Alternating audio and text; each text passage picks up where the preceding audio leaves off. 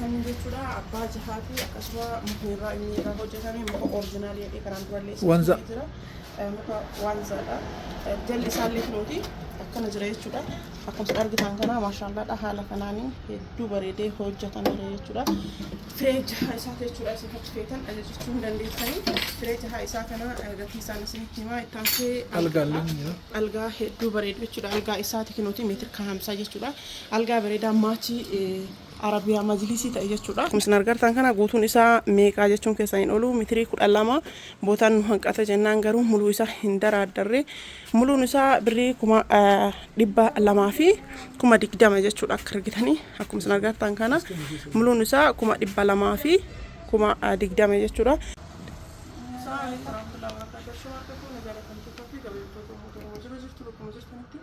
Nagaan kita wajan kena sembilan ratus cahar le Arabiya majlis ni ini tapi akkasuma alga wachi isa akkasuma tembi durian nyata juga wasidi kana qabadde sin dubesira sabra ilala sin jira mishale hedduu jechuudha asirra kaa'atanii asuma muka duratti ilala sin jira durialee kunuunsi sun jira jechuudha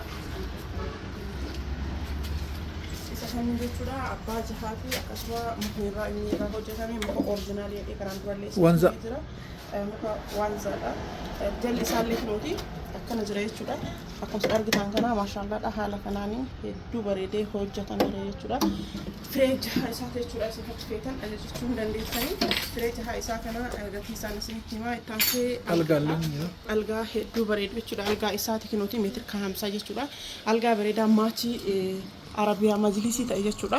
Kinuuti maachin isaa Arabiyaa majlisii kana jechuudha. Akkuma argitan kana Arabiyaa majlisiin kun kinuuti as bira jira jechuudha. Muluu isaati jechuudha inni kuni. Guutuu isaati jechuudha. Akkuma argitan kana guutuun isaa meeqaa jechuun keessaa hin oolu meetirii 12 bootaan nu hanqata jennaan garuu muluu isaa hin daraaddarre muluun isaa birrii 200 fi 20 jechuudha akka argitanii akkuma argitan kana muluun isaa 200 fi 20 jechuudha akkuma argitan kana maashaallah akkaataan inni ittiin hojjetame ta'e akkuma argitan kana haala kanaan inni dalagamee teebiliin isaa jechuudha kan argitanii haala kanaan bareedee saddeettee hojjetame akkaataan inni itti hojjetame oli fuudhin jechuudha mul'isa boo akkana hojjetame jechuudha kun deemee qabu irraa hojjetamu argitanii haala kanaan dalagamee jechuudha maashaallaadha akkuma argitan kana kunuuti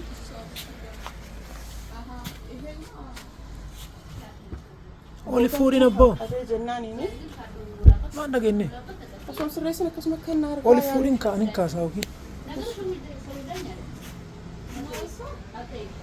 Nanti aku masalah kita sana masyaallah haala kanaanii hojjetamee jechuudha.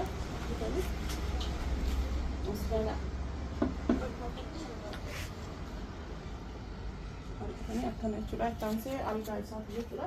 Inni kun gatii isaa isinitti miira 200 fi 20 isiniin jedhee jira teebilii ofii dabalatee meetirii 12 jechuudha. Gimmaashoo gootanii 100 fi 10 jechuudha. Gimmaashoo gootan 100 fi 10 jechuudha. Ayineemiidha jechuudha. Ayineemii kwaalitii ta'e jechuudha. Sabitanii ayineemii kwaalitii ta'e jechuudha. Itaansee algaa maachii isaa jechuudha. Algaa maachii isaa kanallee akkuma argitan kana haala gaariidhaan meetira 1 fi 50 jechuudha. Meetira 1 fi 50 qaamni isaa guutuun isaa carqiin kan dalagame qaamni isaa guutuun carqiidhaan kan dalagame jechuudha. Akkuma argitan kana meetira 1 fi 50 osoo kaayame hedduu bareedee jechuudha.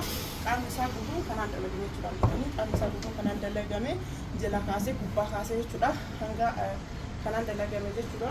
Akkuma argitan kana meetira kaamisaan komodiinoo lama qaba komodiinoo lama isaa wajjin 50 jechuudha. Akkuma argitan kana maashaallah haala kanaanii Itaansee teebilii zuriyaa nyaataa jechuudha.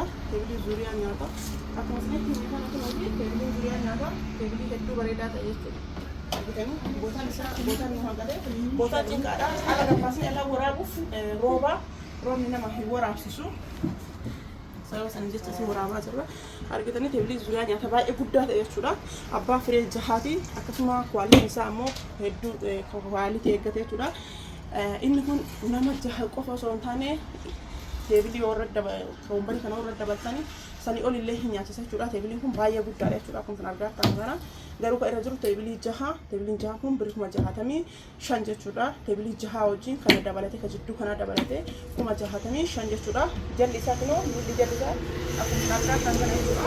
Haala kanaan qophaa'ee jira jechuudha. Namoonni barbaadan ajajachuu hin dandeettan isiniin jedha. Isa kana jaha qaba isiniin jedhee jira. Maashaallah haala kana kan dhihaate jechuudha. Kuma 65 jechuudha. Obboleettiin keenya haala kana ajajattee jirti jechuudha. Maashaallah kana gaasii haa ta'u rabbi nagaatti si haa galcha isin yoo barbaadan ajajadhaa isiniin jedha. Lakkoofsi bilbilaa keenya duwwaa 9 7 irratti immoo waatsaappii telegiraamii ittiin argachuu dandeettanii meeshaan keenyaarraa akkana fakkaata. Warroonni meeshaa ajajachuu barbaadan meeshaa kwaalitii akkasuma immideeffii tokkoffaa irraa boondidii tokkoffaa irraa isin hojjanna gara keenya koottaa isiniin jedha. Namni ajajachuu barbaadan meeshaa orijinaalii isin hojjanna jechuudha. Warroonni meeshaa nu biraa qabdanii waluma duraa duubaan isin gaafna waan ta'eef obsaan hojjadhaa isiniin jedha.